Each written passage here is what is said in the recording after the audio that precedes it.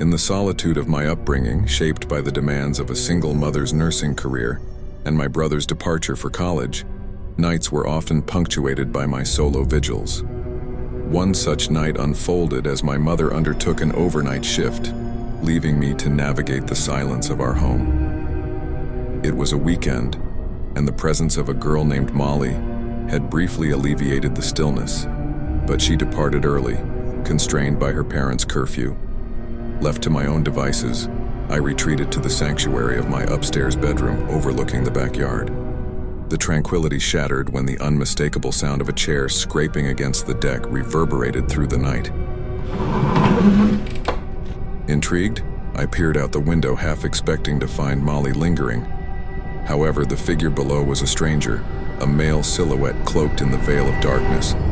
Calling out Molly's name, I sought to dispel the unease that clung to me. To my dismay, the gaze that met mine was unfamiliar, a chilling encounter in the obscure night. Fueled by fear, I sought refuge from the unsettling gaze, questioning the nature of this uninvited visitor. Compelled by a mix of terror and curiosity, I cautiously returned to the window. The stranger remained, an enigmatic figure seated in the chair, his focus fixed on my window. The air thick with tension, I withdrew, retreating to the shadows.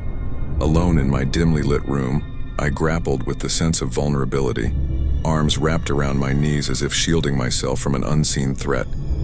Anxious minutes passed in the oppressive silence, my reluctance to move or illuminate the room born out of a fear that the stranger might detect any sign of life. The tension reached a breaking point, and I mustered the courage to confront the lurking figure outside. "What do you want?" I uttered, my voice trembling in the stillness. His response, unexpected and unsettling, manifested as silent, convulsive laughter. His shoulders shook with the intensity of mirth, yet no audible laughter escaped his lips. A disconcerting whistling sound punctuated the eerie encounter, amplifying the surreal atmosphere. The unnerving interaction prompted me to plead for his departure before retreating once more.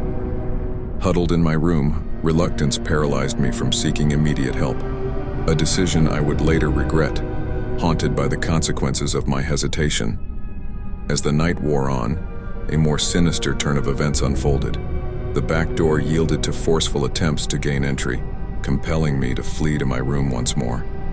The haunting realization that my safety was compromised gripped me, a 14-year-old, ill-equipped to confront the potential danger lurking beyond. The ordeal reached its zenith when the intruder shifted his focus to the front door. A sigh of relief accompanied the sound of his eventual retreat. I sealed my window and drew the curtains, contemplating the vulnerability that had nearly cost me dearly.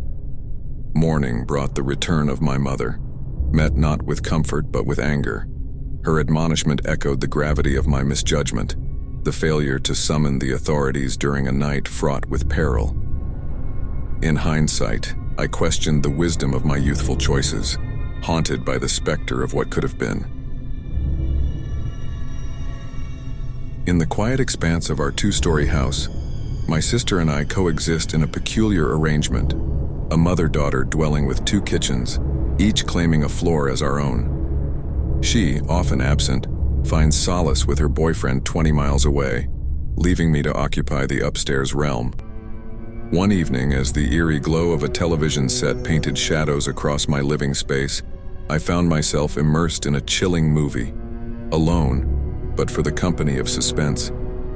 The open layout of my domain, merging living room, dining room, and kitchen into a seamless expanse, amplified the solitude.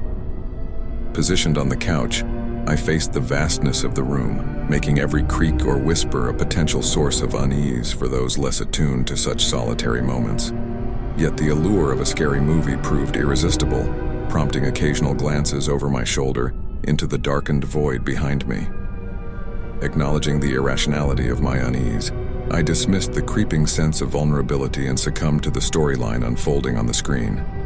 Post-movie rituals, a toothbrushing routine, the extinguishing of lights, paved the way for a seemingly uneventful night's rest.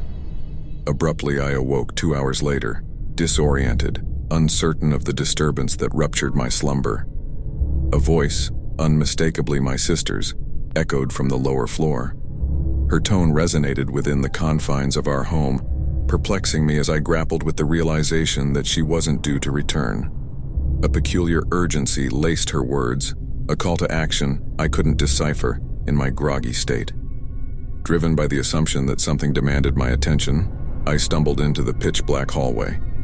The flicker of hallway lights accompanied my descent as I ventured into the living room. Her voice persisted, drawing me toward the dimly lit abyss below.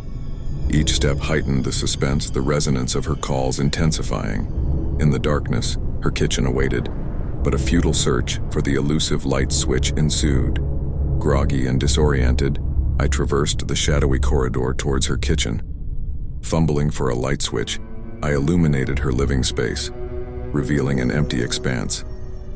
The initial dimness of the light permitted a fleeting glimpse, confirming the absence of my sister or any trace of her boyfriend. Perplexed, I navigated to her vacant bedroom, calling out into the void. Silence greeted my inquiries until, after a momentary pause, an unidentified object crashed to the floor. Retreating in bewilderment, I retraced my steps, ascending the stairs with trepidation. Locked within my room, the impulse to contact my sister seized me. Calls went unanswered, intensifying the isolation of my nocturnal ordeal. Left to grapple with the surreal events, I questioned the authenticity of my sensory experience, teetering on the precipice of disbelief. Morning broke, bringing with it a message from my sister, puzzled by my midnight calls. A subsequent investigation of her room revealed no fallen object, leaving me entangled in the uncertainty of a nocturnal episode. A vivid encounter with spectral echoes that defied explanation.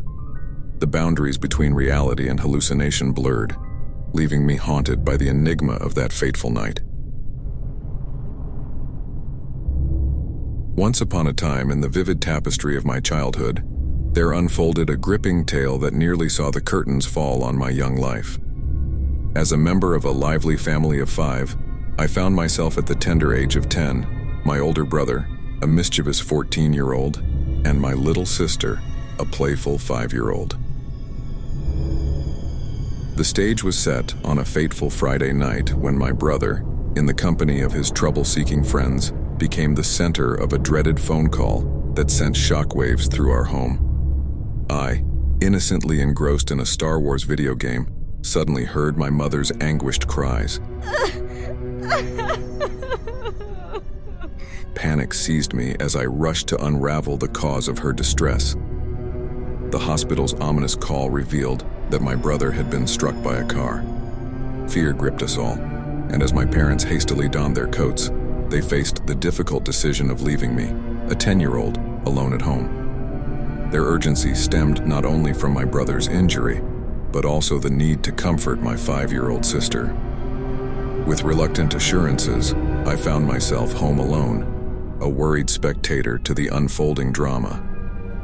My brother's physical recovery became the backdrop to the night's events, a night that would take an unforeseen dark turn. Alone in my room, the glow of the TV and PlayStation provided a feeble solace. As the midnight hours crept in, I decided to retire, opting for the comforting glow of my Game Boy.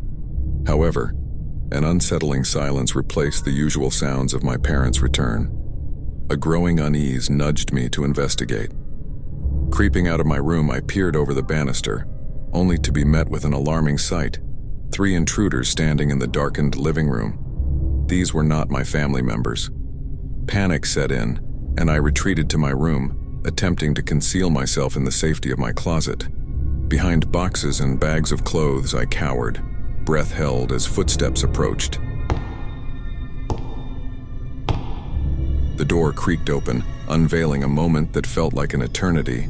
Convinced that my demise was imminent, I waited, paralyzed with fear. The intruder seemed to linger, inches away, before the door mercifully closed and the footsteps retreated. The intruders vanished into the night, leaving the door ajar, a chilling testament to their invasion. It wasn't until my parents' return, hours later, that the full extent of the horror unfolded. Our home had been violated, valuables pilfered, and the thin line between life and death had been danced upon. Reflecting on that harrowing night, I pondered the possibility of whether the intruder glimpsed my hidden sanctuary in the closet. Was I spared by chance, or did my concealed presence escape notice? The night, born of tragedy, had morphed into a chilling dance with mortality. A chapter etched indelibly in the annals of our family's history,